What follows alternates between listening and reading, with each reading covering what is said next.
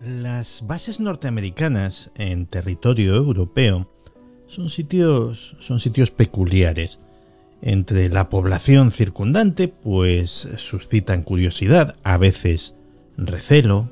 ¿Qué se cocerá ahí dentro? ¿Qué harán ahí los americanos? Hace tiempo tuve el privilegio de entrar como invitado en la base naval de Rota.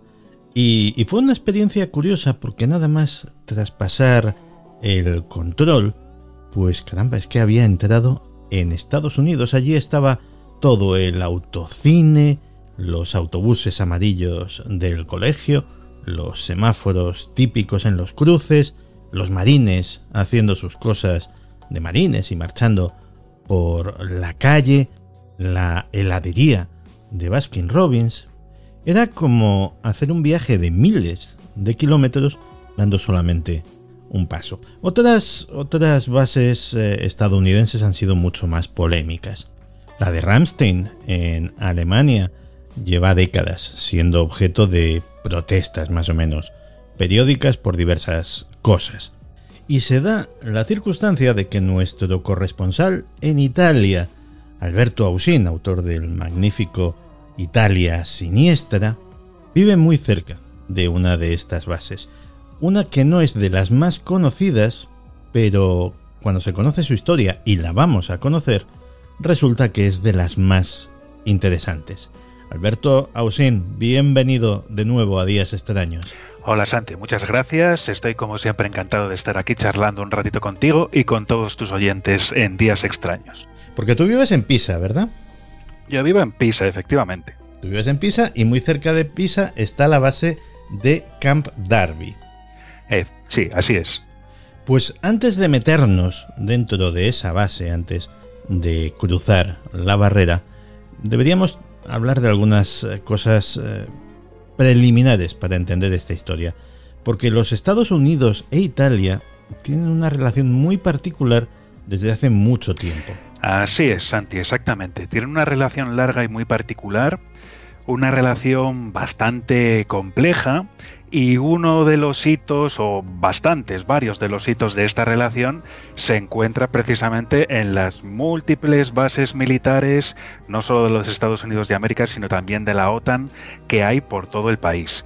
Y esta historia hay que remontarla a la Segunda Guerra Mundial en un primer momento, y después, sobre todo, a los tiempos de la Guerra Fría. La base de Camp Darby, como tú muy bien dices, Santi, se encuentra entre Pisa y Livorno. Livorno es una ciudad de la Toscana. Hay muy poca distancia entre Pisa y Livorno, en unos 20-25 minutos con el coche ya has llegado desde Pisa hasta Livorno. Y esta base militar se encuentra justo entre estas dos ciudades, pero realmente se encuentra más cerca de Livorno que de Pisa. Y esta base muchas veces conocemos los nombres de los sitios, pero no sabemos qué significan exactamente esos nombres o quiénes son las personas que dieron nombre a esos lugares. Y la base de Camp Darby nos sirve para recordar un poco cómo fue la Segunda Guerra Mundial en Italia. Este tal Darby era un oficial del ejército de los Estados Unidos llamado William Orlando Darby, nacido en Arkansas, que participó activamente en la Segunda Guerra Mundial. Él era un oficial de carrera que estudió en West Point y cuando estalla la Segunda Guerra Mundial participa en varias batallas en el norte de África y después participa también en el desembarco aliado en Sicilia.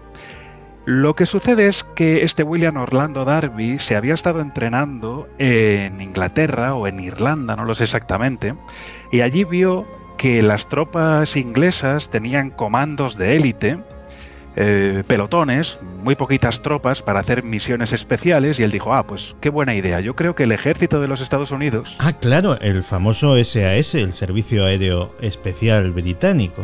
Exactamente, entonces claro, él lo vio y dijo, esto nosotros los yanquis no lo tenemos, y sería muy interesante tenerlo. Y de hecho se puso a entrenar un pequeño grupo muy selecto de tropas que se convirtieron automáticamente en los Rangers de Darby, que actualmente todavía existe una unidad, un regimiento, el 75º Regimiento Ranger, que por ejemplo se pueden ver en la peli de ¿cómo se llama? La de Black Hawk Derribado, que ahora no me sale el director, de Ridley Scott, eso es. Bueno, resulta que este oficial con sus tropas, cuando desembarcan en Sicilia y después cuando saltan de la isla de Sicilia al continente, en la batalla de Anzio y en la batalla de Cisterna en realidad en italiano, él se dedica pues a hacer estos golpes de mano, a penetrar en las líneas enemigas, a hacer misiones de reconocimiento y de inteligencia, cosas por el estilo.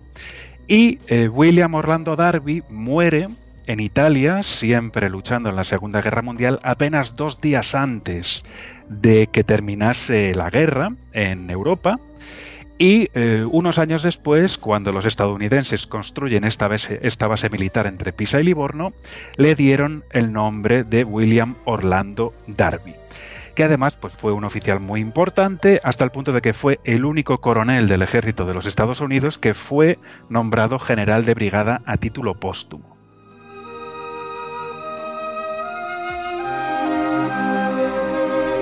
En el pequeño briefing que me mandas, para que sepa más o menos de qué vamos a hablar, me dices que quieres que nos embarquemos en un viaje de placer, en un barco muy especial. Claro. Yo te quería preguntar una cosa, Santi. Sí. ¿Tú alguna vez has tenido algún amigo o alguna amiga que es, qué sé yo, camionero, piloto, maquinista de tren, que te ha dicho, oye, mira, que tengo que ir no sé dónde, qué sé yo, a Bruselas o aquí o allá, ¿por qué no te vienes conmigo, me acompañas, me haces compañía durante el viaje y así luego hacemos un poco de turismo cuando termine el trabajo o lo que sea? Pues mira, por desgracia no, porque mi amigo piloto, todo el mundo lo conoce, que es Iván Castro, sí, pues sí. Vuela en un avión ambulancia, que no es cuestión de ir... Debe andar molestando. Sí, de andar molestando en su trabajo.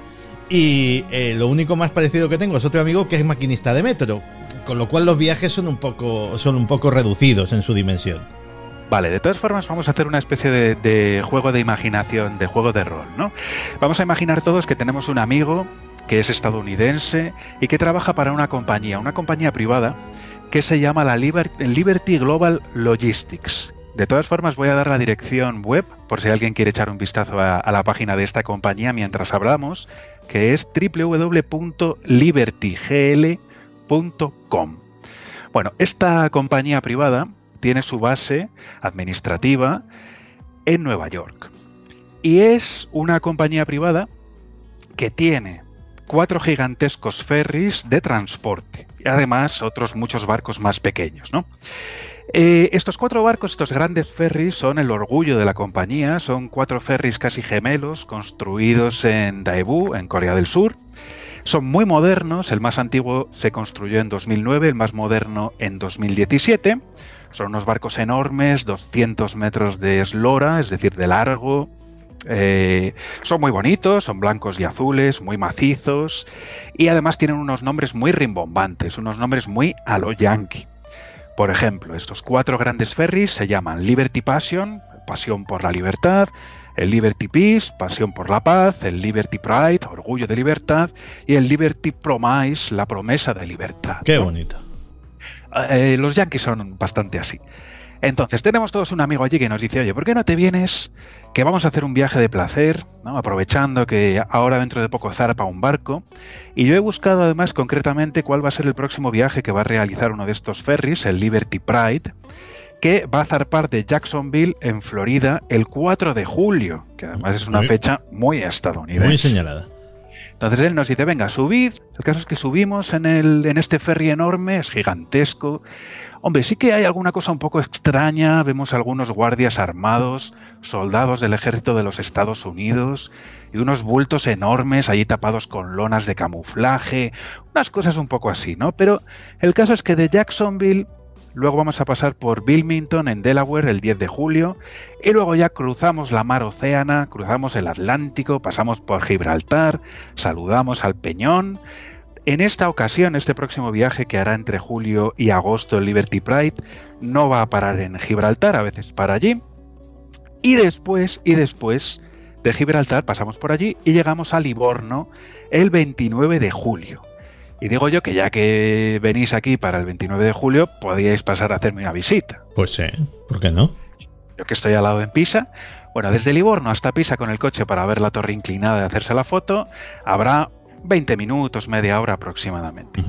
Y cuando tú sales de Livorno y vas hacia Pisa, con el coche, pasas por un recinto gigantesco con unas vallas enormes, repleto de cámaras de seguridad, que resulta que es la base americana de Camp Darby. Pero bueno, el caso es que nos esperan, vemos la torre, hacemos las fotos, nos volvemos a pasar a lo de la base, montamos en el ferry, seguimos nuestra ruta, que posteriormente pasa desde Livorno, por Aqaba, en Jordania, Jeddah, en Arabia Saudí, Sohar, en Omán, Abu Dhabi, en los Emiratos Árabes Unidos, Qasr, en Irak, Hamad, en Qatar, y Bahrein ya el 24 de agosto, y después el barco vuelve. Claro, aquí lo que me gustaría sería hacer la siguiente pregunta, ¿no? Teniendo en cuenta esta ruta y un poco lo que hemos visto dentro de este ferry, ¿a qué se dedicará, según tú, Santi, esta compañía, la Liberty Global Logistics? Pues yo que soy muy mal pensado, porque soy un tipo realmente suspicaz y Dios me lo castigará algún día, pues yo pensaría que hay algún lío de tráfico de armas de algún tipo. Pues estás en lo cierto, porque esta compañía se dedica al transporte de armas, municiones, bombas, misiles, carros de combate, vehículos blindados y vehículos del ejército de los Estados Unidos. Es una compañía privada, pero que trabaja para el ejército de los Estados Unidos. Y siempre que pasa por el Mediterráneo, siempre paran en Livorno. ¿Y por qué? Pues porque en Livorno, entre Pisa y Livorno, está la base de Camp Darby, que es el polvorín, la Santa Bárbara, el almacén de armas y municiones más grande que tiene el ejército de los Estados Unidos, lejos de los Estados Unidos. Ya te digo que ese arsenal está aquí, lo tengo yo al ladito de casa, y se llama Camp Darby.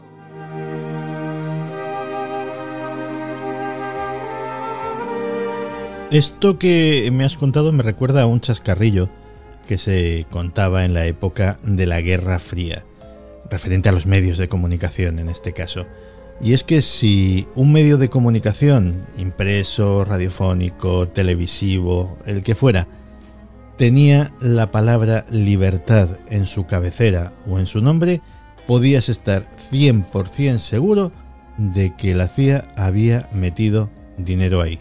Oye, pues con esto se cumple perfectamente el aforismo. Vamos, yo creo que se ha cumplido a la perfección, y después veremos también que la CIA no solo tiene que ver con estas compañías, sino que también tiene bastante que ver con la base estadounidense entre Pisa y Livorno de Camp Darby. Entonces, recapitulando, tenemos un depósito de armas gigantesco, descomunal, a un nivel nunca visto. ¿Y de dónde sale? ¿Cómo se funda esto? ¿De dónde surge? Pues esto se funda a principios de los años 50, pero la verdad es que esa zona ya en su momento fue un arsenal, un polvorín del ejército de los Estados Unidos durante la Segunda Guerra Mundial.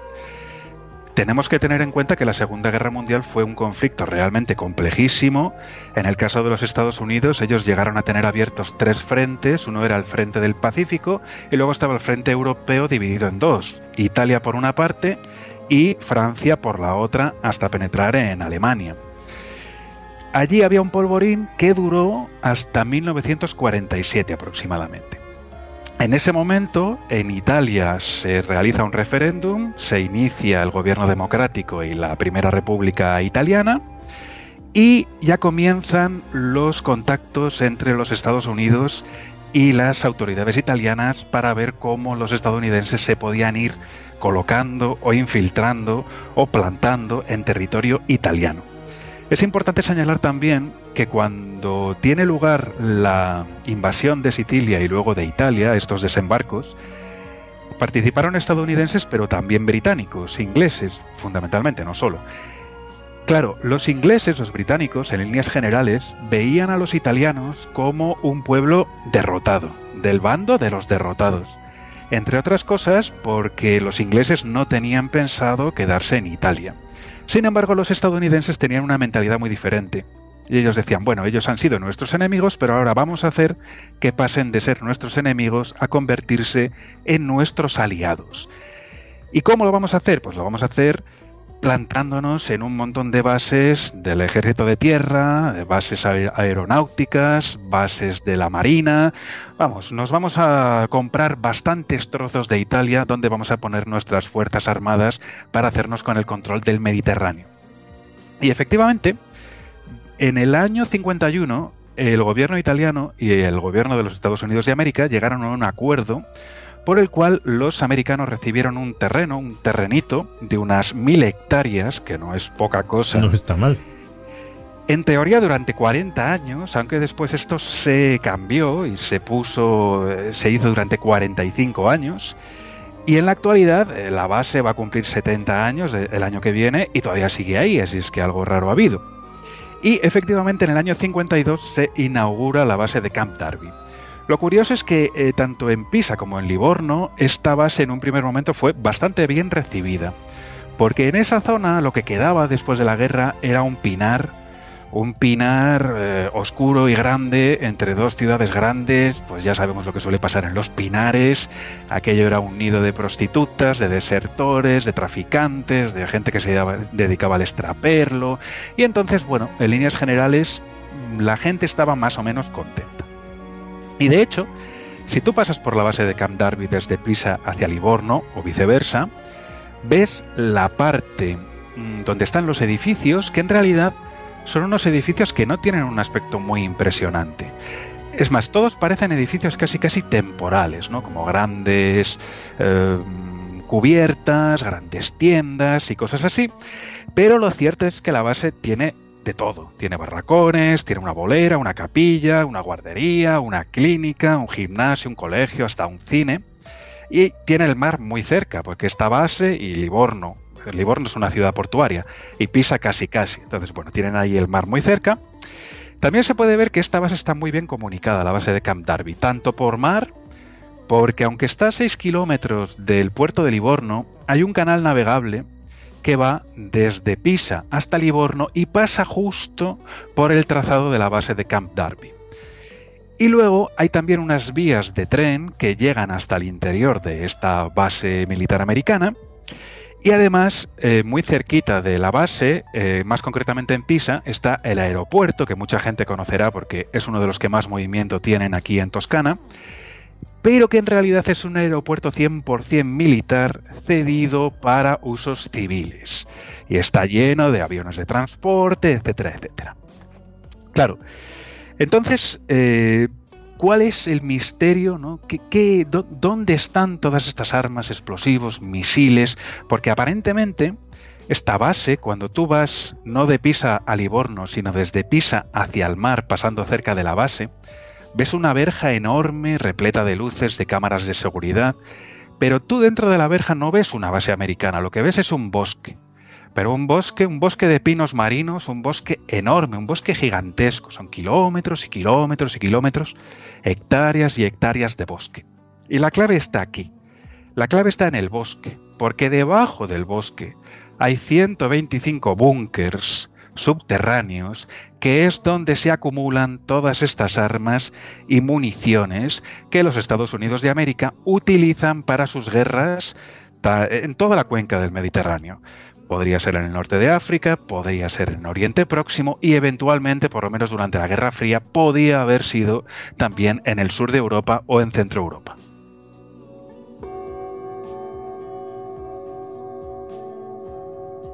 Entonces, la utilidad principal de esta instalación es la de ser un depósito estratégico de armas y municiones para surtir a los despliegues bélicos que pudiera tener Estados Unidos en el Mediterráneo.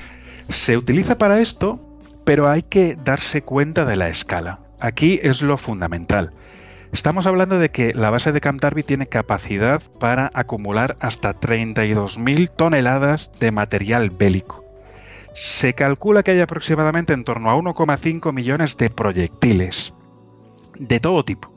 Misiles, bombas, proyectiles para los morteros, para las piezas de artillería, de todo.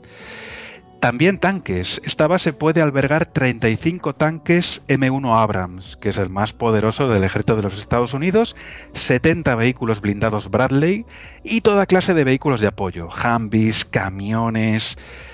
Claro, hay que tener en cuenta que si al ejército de los Estados Unidos le hace falta desplegar de forma inmediata, por ejemplo en Siria, una gran cantidad de soldados, tú a los soldados los puedes mandar desde Estados Unidos hasta Siria en avión, por ejemplo, en aviones de transporte, y llegarán en unas pocas horas. Pero si tú tuvieses que llevar todas estas armas, estos tanques, los misiles, las bombas, desde los Estados Unidos hasta Siria, tardarías muchísimo tiempo. ¿Y qué es lo que hacen los responsables del ejército de los Estados Unidos? Mandarlo desde Camp Darby, esta base entre Livorno y Pisa, que siempre está llena con estos materiales, de manera que se puedan transportar en cualquier momento donde haga falta, siempre dentro de esta zona. De hecho, esta base puede desplegar 2 batallones de vehículos acorazados y otros 2 batallones de infantería mecanizada inmediatamente. Claro, de manera que los soldados simplemente tengan que viajar, no tienen casi ni que llevar el uniforme. Van con lo opuesto. Van con lo opuesto. O como en la Primera Guerra del Golfo, que después hablaremos, a lo mejor van con un vuelo charter de la TUA y llegan a Arabia Saudí y allí ya te está esperando pues todo tu batallón perfectamente armado y con todas las municiones, y no han pasado más que unos pocos días en lugar de casi un mes o el tiempo que fuese necesario. Se calcula, porque hasta el año 2001, hasta el atentado de las Torres Gemelas, la información que había sobre esta base y en general sobre las bases estadounidenses era poca. Pero desde entonces es ninguna. O sea, prácticamente no se filtra nada sobre lo que ocurre en estas bases. Pero se calcula que en la Primera Guerra del Golfo, en la Operación Tormenta del Desierto, casi el 100% de las bombas, misiles y proyectiles que se usaron en esa guerra salieron de esta base logística de Camp Darby en Livorno, en la Toscana. Luego, en el bombardeo de Serbia, en la guerra de Kosovo, en el año 99, una coalición de la OTAN liderada por los Estados Unidos, también la mayor parte de las bombas y misiles que se usaron salieron de esta base. Y también en la Segunda Guerra del Golfo. Y también en la más reciente Guerra de Siria. Entonces, claro, en primer lugar, la escala. Aquí te pueden movilizar inmediatamente batallones completos y pueden... ¿cómo te diría yo? Pueden...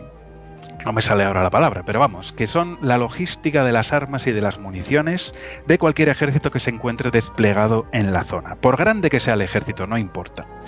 Entonces, claro, uno se pregunta, ¿y qué más? O sea, ¿qué clase de armas puede haber dentro de esta base? Pues cualquier tipo de arma, absolutamente cualquier tipo de arma. Se sabe, a ciencia cierta, esto está confirmado, que aquí se han acumulado bombas de racimo, que están prohibidas. Es posible que también se acumulen bombas de fósforo blanco, y es muy probable que se acumulen también, aunque esto es alto secreto, o que se hayan acumulado, o que se acumulen, que se almacenen en el futuro, bombas atómicas. Por ejemplo, las del modelo B-61, que en realidad son bombas atómicas muy potentes, pero bastante pequeñas. Cualquier caza y cazabombardero del ejército de los Estados Unidos, o casi cualquiera, puede disparar este tipo de armamento nuclear. También hay bombas antibúnker, como por ejemplo las GBU-28, que son las que han estado utilizando hasta hace poco los israelíes en Gaza, destrozando, hundiendo, demoliendo edificios con un solo proyectil, cada edificio. Otras bombas antibúnker y anticarros, seguramente con puntas de uranio empobrecido. Misiles, posiblemente misiles de todo tipo, incluso puede que misiles nucleares, porque Livorno es uno de los 11 puertos italianos donde pueden fondear los submarinos nucleares estadounidenses. Con lo cual, Santi, aquí dentro puede haber de todo, hasta 32.000 toneladas de material bélico de todo tipo, lo que quieras, Santi.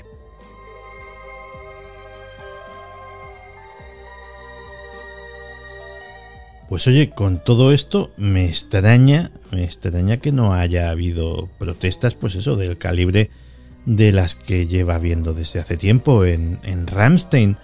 Hay historias turbias, escándalos, protestas, teorías de conspiración, qué sé yo, que circunden esta instalación militar. Pues ha habido bastantes. Lo que ocurre es que desde el punto de vista de las protestas sí que hay gente que lleva protestando muchos años, pero son movimientos residuales que nunca han conseguido un gran apoyo. Yo creo que en parte por el secretismo, porque cada vez que ha habido un escándalo o un accidente realmente grave, han sido capaces, tanto las autoridades estadounidenses como las italianas, de enturbiar las aguas y de cubrir todo aquello con arena para que no se supiese mucho lo que había ocurrido. Porque ya lo decíamos en otra ocasión, yo creo que se vive mejor en la ignorancia. Es triste decirlo, pero es así. Sí que hay gente que protesta, pero es que en realidad no se sabe muy bien qué es lo que hay ahí dentro, porque el secretismo en torno a la base es total. Y aunque estos datos son públicos, tienes que rascar hasta encontrarlos, pues la gente no está muy interesada. Y además, los estadounidenses, que no son tontos, tienen al menos a 500 trabajadores y por lo tanto 500 familias italianas empleadas en la base de Camp Darby. Aunque por supuesto no les dejan entrar en muchas zonas y por supuesto tampoco en los búnkers de armas. Pero te contaré, Santi, que ahora mismo, estamos hablando de finales de primavera, principios de verano de 2021, están rehaciendo buena parte de esos búnkers subterráneos sin que esto merezca más que unas pocas líneas en los periódicos locales de Pisa y de Livorno, que tampoco son precisamente periódicos muy importantes. Porque claro, estamos hablando de que muchos de esos búnkers van a cumplir ya 70 años. Las armas pueden ser muy modernas, pueden ser el último modelo de misiles, de bombas, de tanques, pero los búnkers son realmente ya muy antiguos y empiezan a sufrir daños estructurales. De hecho, ya en el año 2000 intentaron los estadounidenses reforzar algunos de estos búnkers colocando unas planchas de acero, pero al parecer la intervención, este apaño, fue una auténtica chapuza, porque en el mes de agosto del año 2000 se hundieron los techos, ni más ni menos que de 8 búnkers de los 125 que hay dentro de la base de Camp Darby, allí debajo del bosque. Claro, pero no te lo pierdas, Santi. Se calcula que quedaron enterrados en los escombros unos 100.000 proyectiles de todo tipo.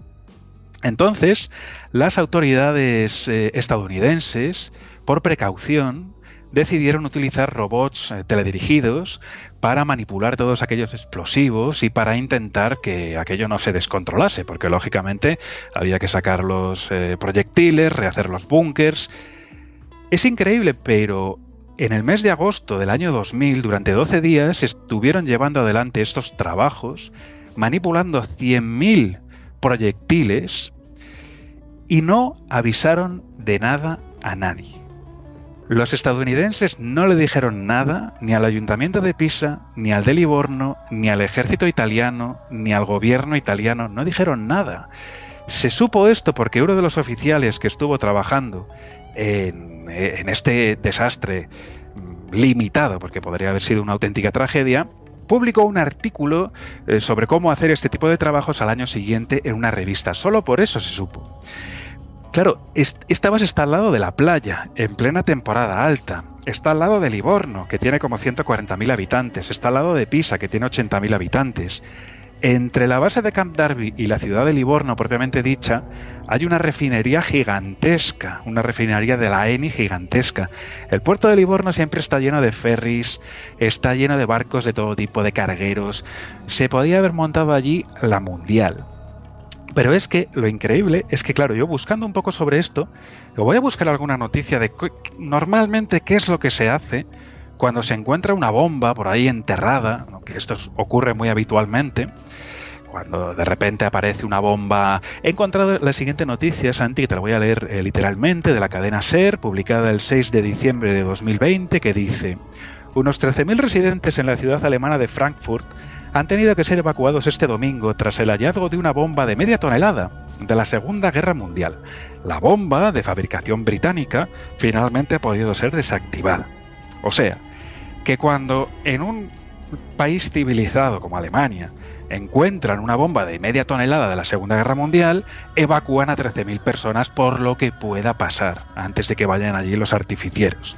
Sin embargo, cuando a los estadounidenses se les hunden 8 búnkers en su base de Camp Darby, aquí entre Pisa y Livorno, tienen que quitar de ahí 100.000 proyectiles y un total de aproximadamente 20 toneladas de explosivos de todo tipo, no le dicen nada a nadie, ni una sola palabra.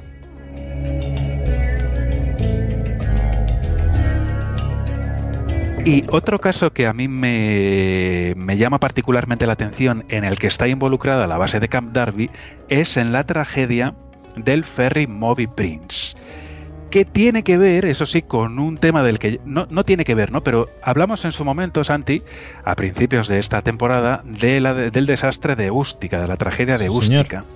Pues esta tragedia del ferry Moby Prince muchas veces se le ha denominado también el Ústica o la tragedia de Ústica del mar, porque también está involucrado el ejército de los Estados Unidos.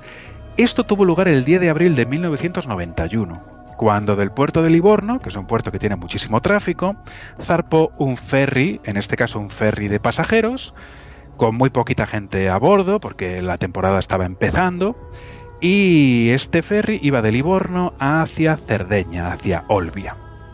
Resultó que este ferry, no se sabe muy bien cómo, terminó chocando contra un petrolero de la Agip, el Agip Abruzzo, una bestia de los mares de 300 metros de largo.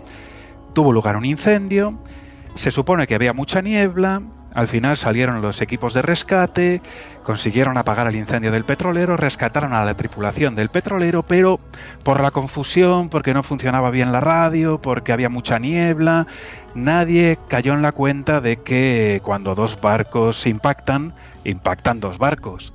Sin embargo, nadie hizo nada por el ferry, y a bordo de este ferry iban 140 personas que murieron entre calcinadas y asfixiadas, allí encerradas durante toda la noche, sin que nadie, sin que nadie acudiese al rescate. Es desde luego mi misterio a la italiana favorito y al mismo tiempo el que más me estremece.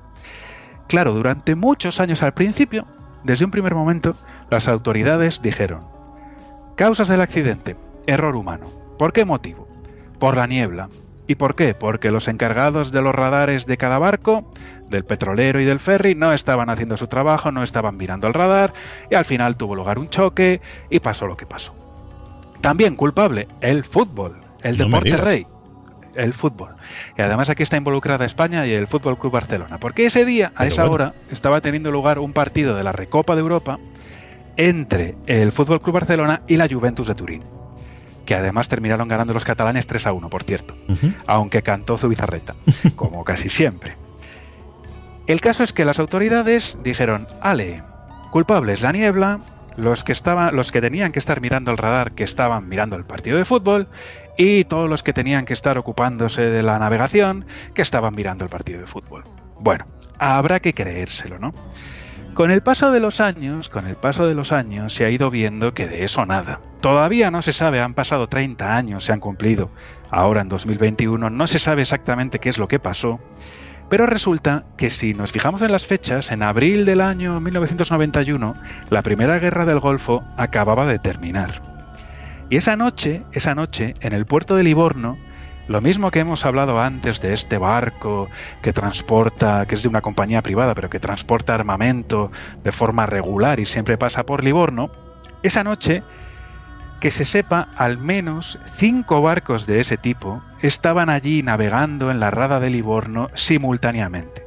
Otras fuentes hablan de 6, de 7, de 8 y hasta de 9 barcos de este tipo, gigantescos ferries y cargueros, que estaban allí, no se sabe haciendo muy bien qué. Desde luego, descargando armas para llevar a Camp Darby.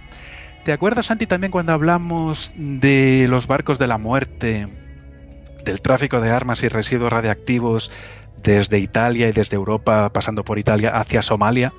Bueno, pues había un barco, una flota de barcos, los de la Shifco, esta compañía italo-somalí. Bueno, uno de los barcos de la Shifco también estaba esa noche navegando en el puerto de Livorno. Madre mía, qué concurrido estaba aquello. Era una cosa tremenda entre todos estos barcos, y luego se ha sabido, muy recientemente, que incluso el petrolero, el Agip Abruzzo, teóricamente no tenía que estar aquella noche en el puerto de Livorno, y sin embargo estaba. Y se ha descubierto también que las autoridades estadounidenses, desde la base de Camp Darby, a todos los barcos militarizados les ponía un nombre en código, pero es que el Agip Abruzzo también tenía un nombre en código, Agrippa. Y claro, la pregunta es, bueno, si este barco no tenía nada que ver con los barcos militarizados y con el ejército de los Estados Unidos, ¿por qué tenía un nombre en código? Y hay quien dice, miren señores, lo que ocurrió esa noche es que estaba teniendo lugar un tráfico exagerado y tremendo en sus dimensiones de armas y seguramente también de gasolina, de combustible para los barcos. De manera que unos barcos bajaban armas que iban hasta Camp Darby, otros barcos descargaban armas en otros barcos para que luego esos barcos se llevasen las armas donde hiciese falta, y al mismo tiempo el petrolero iba recargando de gasolina a todos estos barcos a un precio muy ventajoso, lógicamente, y allí terminó mezclándose un ferry que se estrelló contra el petrolero. A lo mejor era el único testigo incómodo, de manera que dejaron, algunos dicen que fue así, que los 140 testigos que iban a bordo ardiesen durante toda la noche.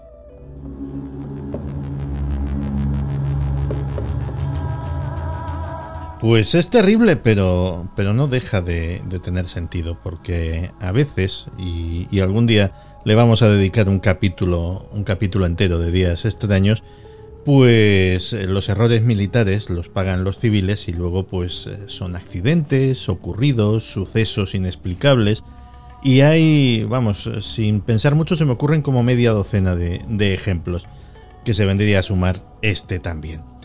Pues madre mía, Camp Darby no debe de andar en ninguna guía turística, pero nos lo ha traído Alberto Ausín, que además vive muy cerquita. No te digo nada, Alberto.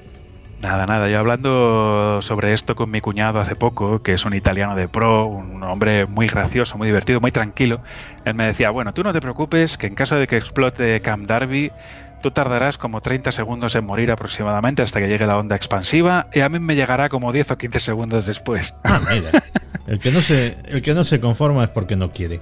Bueno, pues si estas historias de Italia, estas historias tremendas, os gustan, ya sabéis que tenéis a vuestra disposición en Amazon, solamente en Amazon, que hay gente que me pregunta, no, pero ¿en qué librería? No, Alberto lo ha sacado con Amazon y allí es donde se puede encontrar. Pues tenéis Italia Siniestra, que es un libro que merece muchísimo la pena leer, y lo recomiendo no solo porque Alberto sea amigo, sino porque yo mismo lo devoré hace tiempo cuando llegó a mis manos. Así que nada, Alberto, muchísimas gracias, como siempre, por traernos esta historia de la Italia, iba a decir profunda, sí, en este caso profunda en profundidad, es decir, profunda de bajo tierra. Así es. Es que hay muchas cosas bajo tierra. Bajo tierra se esconden muy bien las cosas, está claro. Nada, Santi, muchísimas gracias a ti. Es un placer, como siempre, pasarme por días extraños y charlar un ratito contigo y con todos tus oyentes. Y hasta la próxima. Pues hasta la próxima. Un abrazo grande. Igualmente, Santi.